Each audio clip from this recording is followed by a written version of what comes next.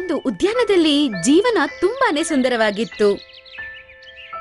ಅಲ್ಲೇ ಇರುವ ಕಾಡಿನಲ್ಲಿ ಜಂತುಗಳು ತುಂಬಾ ಸಂತೋಷವಾಗಿ ಜೀವಿಸ್ತಿತ್ತು. ಪರ್ವತದ ಬುಡದಲ್ಲಿ ಸುಂದರವಾದ ಕೊಳ ಕೂಡ ಇತ್ತು. ಆ ಕೊಳದಲ್ಲಿ ಹಂಸ, ಕಪ್ಪೆ ಮತ್ತು ಮೀನುಗಳು ಇನ್ನೂ ಇತರ ಜೀವರಾಶಿಗಳು ಜೀವಿಸ್ತಿದ್ವು. ಅವು ಎಲ್ಲಾ ತುಂಬಾ ಸ್ನೇಹಪರವಾಗಿತ್ತು. ಇವ್ರ ಎಲ್ಲರ ನಡುವೆ ಒಂದು ಮೊಸಳೆ ಕೂಡ ಇತ್ತು. ಅದಕ್ಕೆ ತುಂಬಾನೇ ಅಹಂಕಾರ. ಅದು ಅದನ್ನ ನೀರಿನ ರಾಜ ಅಂತ ಅನ್ಕೋತಿತ್ತು. ಎಲ್ಲರ ಹತ್ರ ತುಂಬಾ ಗರ್ವದಿಂದ ಮಾತಾಡ್ತಿತ್ತು. ಒಂದಿನ ಒಂದ್ ಪಕ್ಷಿ ಮರದ ಮೇಲೆ ಕುತ್ಕೊಂಡು ಹಣ್ಣು ತಿಂತಿತ್ತು. ಪಾಪ ಅದು ಗೊತ್ತಿಲ್ಲದೆ ಆ ಹಣ್ಣು ನೀರಲ್ಲಿ ಬಿದ್ಬಿಡುತ್ತೆ. ಮತ್ತಿನ್ನೇನು, ಈ ವಿಷಯ ಮಂಟು ಮೊಸಳೆಗೆ ಸ್ವಲ್ಪನೂ ಇಷ್ಟ ಇಲ್ಲ. ಅದು ಪಕ್ಷಿನ ಭಯಕ್ ಶುರು ಮಾಡ್ಕೋತು. ಪಾಪ ಪಕ್ಷಿ ಭಯ ಪಟ್ಕೊಂಡು ಅಲ್ಲಿಂದ ಹೋಗ್ಬಿಡುತ್ತೆ. ಆ ಪಕ್ಷಿ ಅಲ್ಲಿಂದ ಹೋದ್ಮೇಲೆ ಬಂಟಿ ಬಾಲು ನೀರ್ ಕುಡಿಯಕ್ ಬರ್ತಾನೆ. ಅದನ್ ನೋಡಿ ಮಂಟು ಹೀಗಂತಾನೆ, ಬಂಟಿ, ನೀನು ನನ್ ಕೊಳನ ಹೀಗೆ ಗಲೀಜ್ ಮಾಡ್ತಾ ಇದ್ಯಾ? ಗಲೀಜಾಗಿರೋ ನಿನ್ ಮುಖಾನ ಇಲ್ಲಿಂದ ತಕೊಂಡ್ ಹೋಗ್ತೀಯೋ ಹೇಗೆ? ಬಂಟು ಅಣ್ಣ, ಈ ಕೆರೆ ನಿನ್ನದೊಬ್ಬನದೇ ಅಲ್ಲ. ಈ ಕೆರೆ ಇಡೀ ಕಾಡ್ನದ್ದು. ಇಲ್ಲ, ಈ ಕೊಳ ನಂದು.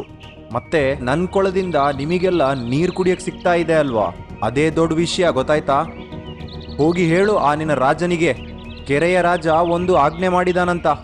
ಅದೇನಂದ್ರೆ ಈ ಕೆರೆಯಿಂದ ಯಾರೇ ನೀರು ಕುಡಿಲಿ ಅವರು ನೀರಿಗೆ ಕರ ಕೊಡಬೇಕು. ಈಗ ಯಾರಾದ್ರೂ ಮಾಡಿಲ್ಲ ಅಂದ್ರೆ ಅವರನ್ನ ನಾನು ನೀರ್ ಕುಡಿಯಕ್ಕೆ ಬಿಡೋದಿಲ್ಲ. ಪಾಪ ಇನ್ನೇನ್ ಕತೆ, ಎಲ್ಲಾ ಜಂತುಗಳು ನೀರ್ ಕುಡಿಯಕ್ ಹೋಗಕ್ ಮುಂಚೆ ಅದಕ್ಕೆ ಕರ ತಗೊಂಡ್ ಹೋಗ್ತಿತ್ತು. ಮಂಟುಗೋಸ್ಕರ ತುಂಬಾ ತಾಜಾ ಹಣ್ಣುಗಳು ಮತ್ತೆ ಅವುಗಳಿಗೆ ಸಿಕ್ಕ ಆಹಾರ ತಂದ್ಕೊಡ್ತಿದ್ವು. ಮಂಟು ರಾಜಂತರ ಆರಾಮಾಗಿದ್ದ. ಇದೆಲ್ಲ ನೋಡಿ ಮಂಟುಗೆ ತುಂಬಾ ಸಂತೋಷ. ಹಿಂಗೆ ದಿನ ಕಳೀತಿತ್ತು. ಒಂದಿನ ಚಿಂಟು ಜಿಂಕೆಗೆ ತುಂಬಾ ದಾಹ ಆಯ್ತು. ಆಗ ಅಮ್ಮನತ್ರ ಹೇಳುತ್ತೆ, ಅಮ್ಮ, ನನಗ್ ತುಂಬಾ ಬಾಯಾರಿಕೆ ಆಗ್ತಾ ಇದೆ. ಮಗ್ನೆ, ಮಂಟಕ್ ಕೊಡಕ್ಕೆ ಏನೂ ಇಲ್ಲ. ಆದ್ರೆ ಚಿಂಟುಗೆ ದಾಹ ತಡ್ಕೊಳಕ್ಕಾಗ್ತಿಲ್ಲ. ಆಗ ಅಮ್ಮ ಜಿಂಕೆ ಹೇಳುತ್ತೆ, ಮಗ್ನೆ ಸ್ವಲ್ಪ ತಡ್ಕೊಳ್ಳೋ, ಕತ್ಲಾಗಿದ ತಕ್ಷಣ ನಾವು ನದಿ ಹತ್ರ ಹೋಗೋಣ, ಆಗ ನಾವು ನೀರ್ ಕುಡಿಬಹುದು.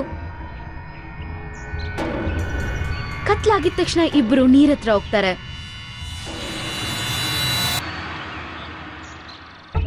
ಚಿಂಟು ಮೆತ್ತಗೆ ನೀರ್ ಕುಡಿಯಕ್ ಶುರು ಮಾಡ್ತಾನೆ. ನೀರಿನ ಶಬ್ದ ಕೇಳಿ ಮಂಟುವಿನ ನಿದ್ದೆ ಕೆಟ್ಟೋಗುತ್ತೆ. ಚಿಂಟುನ ಅಲ್ಲಿ ನೋಡಿ ಮಂಟುಗೆ ತುಂಬಾನೇ ಕೋಪ ಬರುತ್ತೆ.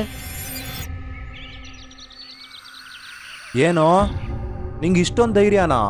ನೀರಿನ ರಾಜನ್ ನೀರನ್ನೇ ಕದಿತಾ ಇದ್ಯಾ ನೀನು? ಎಷ್ಟು ಧೈರ್ಯನೋ ನಿಂಗೆ? ತಡಿ, ನಿನ್ಗೀಗ ಇದೇ ಹಬ್ಬ. ಮಂಟು ಚಿಂಟು ಕಡೆ ಹೋಗಕ್ ಶುರು ಮಾಡ್ತಾನೆ. ಇದೆಲ್ಲ ತಾಯಿ ಜಿಂಕೆ ನೋಡ್ತಾ ಇತ್ತು. ಮಂಟು ಚಿಂಟುನ ದಾಡಿ ಮಾಡಕ್ ಬರ್ತಿದ್ದಂಗ್ಲೆ ತಾಯಿ ಜಿಂಕೆ ಮಧ್ಯದಲ್ಲಿ ಬಂದ್ಬಿಡುತ್ತೆ. ಅದು ಚಿಂಟುನ ಕಾಪಾಡುತ್ತೆ, ಆದ್ರೆ ಅವಳು ಸಿಕ್ಕಾಕೋತಾಳೆ. ಅದನ್ ನೋಡಿ ಚಿಂಟು ಜೋರಾಗಿ ಕಿರ್ಚಕ್ ಶುರು ಮಾಡ್ತಾನೆ. ಅದನ್ ಕೇಳಿ ಎಲ್ಲಾ ಜಂತುಗಳು ಬಂದು ಸೇರ್ಕೊಳ್ಳುತ್ತೆ. ತಾಯಿ ಜಿಂಕೆನ ಬಿಡ್ಸ್ಕೊಳ್ತಾರೆ. ಆದ್ರೆ ತುಂಬಾ ದೊಡ್ಡ ಪೆಟ್ಟಾಗಿರುತ್ತೆ. ಅದ್ರ ಕೈಯಲ್ಲಿ ನೋವು ತಡ್ಕೊಳಕ್ಕಾಗಲ್ಲ. ತಾಯಿ ಜಿಂಕೆ ಧೈರ್ಯದಿಂದ ಹೀಗನ್ನುತ್ತೆ, ಚಿಂಟು ಮಗ್ನೆ, ನೀನು ಭದ್ರವಾಗಿರು. ನಾನು ನಿನ್ನನ್ ಬಿಟ್ಟು ಹೋಗೋ ಸಮಯ ಬಂದಿದೆ. ಇಲ್ಲ ಅಮ್ಮ, ನೀನ್ ಹೋದ್ರೆ ನನ್ನನ್ ಯಾರು ಪ್ರೀತಿ ಮಾಡ್ತಾರೆ? ನಾನ್ ಮಾಡಿರೋ ತಪ್ಪಿಗೆ ಯಾರು ಬೈತಾರೆ? ಅಮ್ಮ, ಹೋಗ್ಬೇಡ ಅಮ್ಮ, ಅಮ್ಮ. ಚಿಂಟು ಪಾಪ ತುಂಬಾ ಜೋರಾಗಿ ಅಳಕ್ ಶುರು ಮಾಡ್ತಾನೆ. ಆಗ ತಾಯಿ ಜಿಂಕೆ ಹೇಳುತ್ತೆ, ಚಿಂಟು ಮಗ್ನೆ, ನಾನ್ ಯಾವಾಗ್ಲೂ ನಿನ್ ಜೊತೆನೆ ಇರ್ತೀನಿ. ನೀನನ್ ಯಾವಾಗ್ಲೂ ಒಬ್ಬನ್ನೇ ನಾನ್ ಬಿಡಲ್ಲ. ಚಿಂಟುಗೆ ಆಶೀರ್ವಾದ ಮಾಡ್ತಾ ಶಾಶ್ವತವಾಗಿ ತಾಯಿ ಜಿಂಕೆ ಕಣ್ಮುಚ್ಬಿಡುತ್ತೆ. ಚಿಂಟು ತುಂಬಾ ಅಳ್ತಿರ್ತಾನೆ. ಅಲ್ಲಿರೋ ಜಂತುಗಳೆಲ್ಲ ಅದನ್ನ ನೋಡಿ ಅಳ್ತಿರ್ತವೆ. ಒಂದಿನ ಚಿಂಟು ಆಹಾರ ಹುಡುಕೊಂಡು ಹೋಗ್ತಿರ್ತಾನೆ.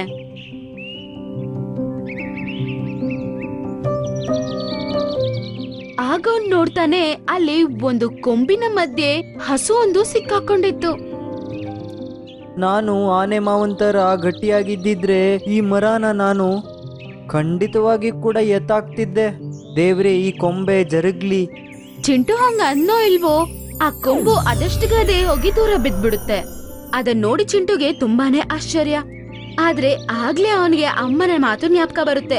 ಆಗ ಅವನ್ಗೆ ಅರ್ಥ ಆಗುತ್ತೆ, ಇದೆಲ್ಲ ಅವನ ಅಮ್ಮನ ಆಶೀರ್ವಾದ ಅಂತ. ಮತ್ತೆ ಇನ್ನೇನು ಕಾಡಲ್ಲಿರುವ ಎಲ್ಲಾ ಜಂತುಗಳಿಗೂ ಚಿಂಟು ಸಹಾಯ ಮಾಡಕ್ ಶುರು ಮಾಡುತ್ತೆ. ಒಂದಿನ ತುಂಬಾ ಜೋರಾಗಿ ಭೂಕಂಪ ಬರುತ್ತೆ. ಮೇಲೆಯಿಂದ ತುಂಬಾ ದೊಡ್ಡ ದೊಡ್ಡ ಕಲ್ಲುಗಳು ಕೆಳಗಡೆ ಬಂದು ಬೀಳ್ತಿದ್ವು. ಅದರಿಂದ ದೊಡ್ಡ ದೊಡ್ಡ ಮರ ಎಲ್ಲ ಕುಸಿದು ಬಿದ್ದಿತ್ತು. ಆದ್ರೆ ಭೂಕಂಪ ನಿಂತಿದ ತಕ್ಷಣ ಎಲ್ಲಾ ಜಂತುಗಳು ಒಬ್ರಿಗೊಬ್ರು ಸಹಾಯ ಮಾಡ್ಕೋತಿದ್ವು. ಚಿಂಟು ಸಹ ಅದರ ಮ್ಯಾಜಿಕ್ ಅನ್ನ ಯೂಸ್ ಮಾಡಿ ದೊಡ್ಡ ದೊಡ್ಡ ಕೊಂಬುಗಳನ್ನೆಲ್ಲ ಎತ್ತಿ ಬಿಸಾಕ್ತಿತ್ತು.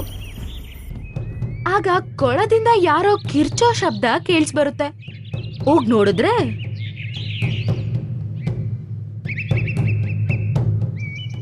ಮಂಟು ಒಂದ್ ದೊಡ್ಡ ಕಲ್ಲಿನ ಕೆಳಗಡೆ ಸಿಕ್ಕಾಕೊಂಡಿರ್ತಾನೆ. ಯಾರಾದ್ರೂ ನನ್ನ ಕಾಪಾಡಿ, ದಯವಿಟ್ಟು ಯಾರಾದ್ರೂ ಕಾಪಾಡಿ. ಆದ್ರೆ ಅವನ್ಗೆ ಸಹಾಯ ಮಾಡಕ್ಕೆ ಯಾರು ಬರೋದಿಲ್ಲ. ಈ ದುಷ್ಟನಿಗೆ ಹಿಂಗೆ ಆಗ್ಬೇಕು, ದೇವರು ಇವನಿಗೆ ಒಳ್ಳೆ ಶಿಕ್ಷೆ ಕೊಟ್ಟಿದ್ದಾನೆ. ನೀನು ಶಕ್ತಿವಂತ ಅನ್ಕೊಂಡಿದ್ದೆ ಅಲ್ವಾ, ಈಗ ನೀನು ನಿನ್ನನ್ನ ಬಿಡಿಸ್ಕೊ ನೋಡೋಣ. ಈ ರೀತಿ ಎಲ್ಲ ಜಂತುಗಳು ಅವನ್ ಮಾಡಿದ ತಪ್ಪುಗಳನ್ನ ಹೇಳಕ್ ಶುರು ಮಾಡುತ್ತೆ. ಆದ್ರೆ ಸಹಾಯ ಮಾಡಕ್ಕೆ ಯಾರು ಮುಂದ್ ಬರೋದಿಲ್ಲ. ಆಗ ಚಿಂಟು ಅವನ ಮ್ಯಾಜಿಕ್ ಉಪಯೋಗಿಸಿ ಕತ್ ತೆಗೆದು ಬಿಡ್ತಾನೆ. ಅದನ್ನ ನೋಡಿ ಮಂಟುಗೆ ಅವನ್ ಮಾಡಿರುವ ತಪ್ಪು ಅರ್ಥ ಆಗತ್ತೆ ಮತ್ತು ಹೀಗಂತಾನೆ, ಚಿಂಟು, ನನ್ನಿಂದ ನಿನ್ನಮ್ಮ ನಿನ್ನಿಂದ ದೂರ ಆಗಿದ್ದಾಳೆ, ಆದ್ರೂ ನೀನ್ ನನ್ನನ್ನ ಕಾಪಾಡಿದ್ದೀಯಾ. ಛೇ, ನಂಗೂ ನಿಂತರನೇ ದೊಡ್ಡ ಹೃದಯ ಇದ್ದಿದ್ರೆ ಇಂಥ ಸಮಸ್ಯೆಗಳೆಲ್ಲ ಏನೂ ಆಗ್ತಾ ಇರ್ಲಿಲ್ಲ. ಮತ್ತೆ ಮಂಟು ಜಂತುಗಳಿಗೆ ಎಲ್ಲರಿಗೂ ಕ್ಷಮಾಪಣೆ ಹೇಳ್ತಾನೆ.